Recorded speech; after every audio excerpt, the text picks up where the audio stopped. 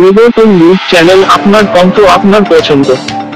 নমস্কার, পরিবর্তন news channel আপনার স্বাগত আছে। নতুন আপডেট জন্য চ্যানেলকে লাইক, সাবস্ক্রাইব, কমেন্টস করুন। আজকে আপডেট আজ সামাজিক অবিচারের বিরুদ্ধে লড়াই করতে হবে।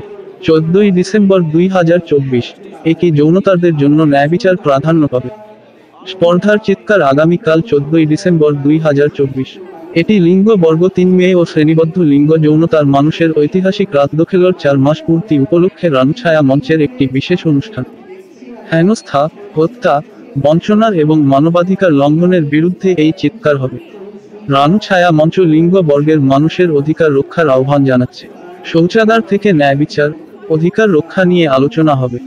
অনুরাগ মৈত্রেয়ী যৌনতার, পিঙ্কি ঘোষ দাসটিদার, শতাব্দী দাস লেখিকা, মহাশ্বেতা সমাজদার প্রেস বার্তা প্রদান করবেন 10 দফা দাবিতে। এলসি এবং ইক্স গাছ গঠন সহ হাসপাতালের ট্রান্সওয়ার্ড এবং 24 তারা চিহ্ন 7 ট্রান্সকোয়ার হেল্পলাইন চালু করার দাবি জানানো হবে। অভয়া তদন্ত দ্রুত সহ ন্যায় বিচার দাবি করা হবে। সমাজের উপর ক্ষমতার প্রভাবের কারণে সামাজিক বৈষম্য স্থায়ী হয়। বর্ণবাদ, অর্থনৈতিক বৈষম্য এবং শ্রেণী বৈষম্য হল সামাজিক অবিচারের মূল কারণ। বিক্ষোভ, সমাবেশ ও কমিউনিটি ইভেন্টের মাধ্যমে কর্মীরা অর্থপূর্ণ পরিবর্তনের দাবি জানাতে পারে। রাজনৈতিক অবিচার, ভোটাধিকার ও বাক স্বাধীনতার লঙ্ঘন সহ ন্যায় বিচারের অভাব আমাদের জন্য হুমকি। ন্যায় বিচার ছাড়া আইন একটি ক্ষত। অন্যায়ের সবচেয়ে খারাপ রূপ হলো ন্যায় বিচারের ভান করা। আমরা ন্যায় বিচার বজায় না রাখলে ন্যায় বিচার আমাদের বজায় থাকবে না। যে কোন জায়গায় অন্যায়, সর্বত্র ন্যায় বিচারের জন্য হুমকি। যে কেউ সাম্যের অভাবে ভুগছে, তা আমাদের সকলের জন্য বিপদ। আমি জানি না ধর্ষণ একজন করেছে না বহুজন করেছে, সেই বিতর্কেও আমি যাচ্ছি না, কিন্তু ধর্ষণ হওয়ার পরে ধর্ষণ হয়নি, আত্মহত্যা করেছে, এটা তো বলেছিল, এটা সন্দীপ ঘোষ বলেছিল। শরীর বার করে নিয়ে যেতে চেয়েছিল পোস্টমর্টমের আগে, এগুলো তো হয়েছিল। ধর্ষণ চাপা দেওয়া, ধামা চাপা দেওয়ার চেষ্টাও তো যথেষ্ট বড় একটা ক্রিমিনাল অফেন্স। ফলে অবশ্যই আমরা মনে করছি যে সন্দীপ ঘোষ এভিডেন্স ট্যাম্পার হয়ে গিয়েছিল এবং ডাক্তাররা বলছেন যে পোস্টমর্টম যা যা করার কথা, পোস্টমর্টমটা একটা মানে একটা সমস্ত পোস্টমর্টম সবার পোস্টমর্টম একইভাবে হয়, সেটা ইনজুরি দেখে তার উপর কী অত্যাচার হয়েছে দেখে এক এক পোস্টমর্টম এক এক রকম হয়।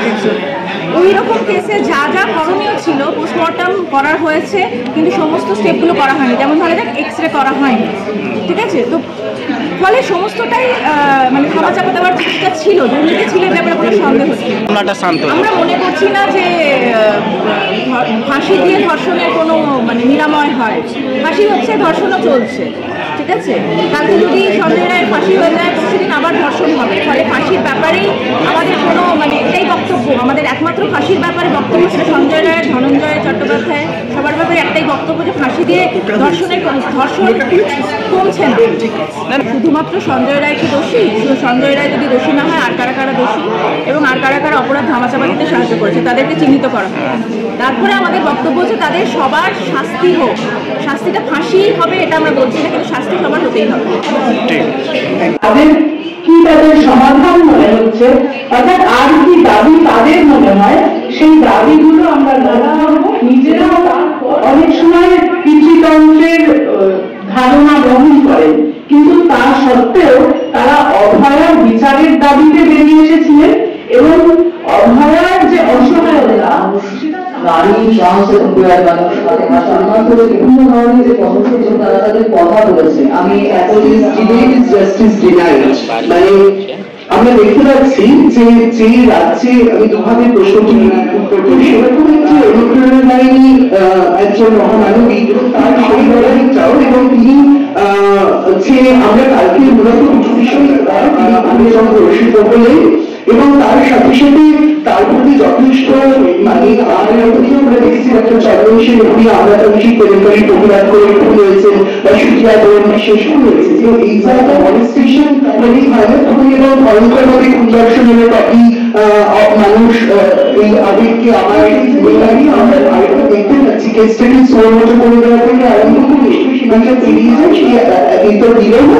ফলে আজকে তাদের এটা নারীবাড়ির এবং এবং কিভাবে দিনে দিনে আরোগ্যকে আরো দাবার করে তুলছে এবং এই সময় সেই ড্যামেজ কন্ট্রোল করতে গিয়ে তিনি কনসিস্টেন্টলি বেশি করছিল বা যথাযথ এক্সেম্পলারি রিফর্মেটরি পানিশমেন্ট দেওয়া হয় এবং সরকার যারা যারা প্রকৃত যুক্ত আছেন তাদেরকে তিনি প্রশ্ন হলে এবং কারাগারে তার চেষ্টা হলে তো বাকি এখনো বিচার হয়নি। আমরা বুঝতে পারছি যে রাষ্ট্রযন্ত্রের উপর কোনোভাবে ভরসা করার জায়গা নেই। সন্দীপ ঘোষ জেলের বাইরে মানে নর্থ বেঙ্গল থেকে বর্ধমান থেকে শুরু করে অভিযোগপত্র ব্যাপারটা আপনারা জানেন যে তাদের মেডিকেল অঞ্চলে ফিরিয়ে আনা হোক, আর্জিকর হোক বা নর্থ বেঙ্গল হোক, কেউ সুরক্ষিত নেই, কোনো মেয়ে সুরক্ষিত নেই। এই বার্তা নিয়ে আপনারা বাড়ি যেতে পারেন, কিন্তু বিষয়টা হচ্ছে যে এই যে এত মানুষ যে আমাদের আন্দোলন চালিয়ে যাওয়া ছাড়া আমরা কোনো গতি দেখছি না। আমরা কেউ মানে আমরা এখানে বেশিরভাগই অনুরাগ ছাড়া আমরা কেউই এই হবে বলে এটা না বলে যত বেশি সংখ্যক মানুষ আপনারা আমাদের পাশে এসে দাঁড়ান, নিজেদের স্বার্থেই বলছি আমি, নিজেদের স্বার্থে, নিজেদের জন্মের স্বার্থে। মানে মেয়েরা হচ্ছে মেয়েদের শরীরকে একটা যুদ্ধক্ষেত্র মনে করা হয় যখন দুটো অপোজিট পক্ষ পরস্পরের মধ্যে লড়ে, সেটা হিন্দু মুসলিমও হতে পারে, সেটা কলোনাইজড হতে পারে। আর সেখানে মেয়েদের শরীরকে ডিনাই করার কোনো জায়গা নেই, যে সেটা বাংলাদেশেও হচ্ছে এবং আগেও হয়েছে। ঠিক আছে, তো সেই আমরা সমস্ত শ্রেণীর নারীদের উত্তর দিচ্ছি।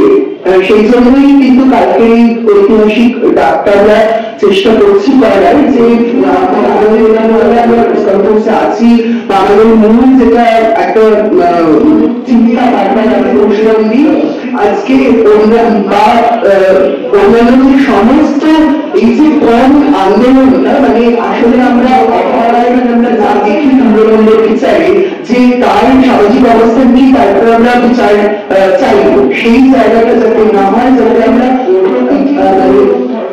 কেন্দ্র আন্দোলনের মানুষদের তাদের এই কাজটা এই তাকে আরো সচল করে তোলার সেই চেষ্টা আমরা করতে পারি এবং সেটাই তাকে করার সেইটা আমরা তীব্র বিরোধিতা করব, কিন্তু সেইটাকে ব্যবহার করে এখানে কখনোই আমরা ওখানে নারী নির্যাতন হচ্ছে বলে এমন কোনো ভাষায় সেই প্রতিবাদটা করবো না যাতে উস্কানি পাওয়া যায় এখানে সংখ্যালঘু নারীদের নির্যাতনের শক্তির বিরুদ্ধে আমরা আমাদের কণ্ঠস্বর যে তীব্রভাবে আমরা আওয়াজ করার যে ভাষায় আমরা পিতৃতন্ত্রের বিরুদ্ধে জেহাদ ঘোষণা করতে পারি।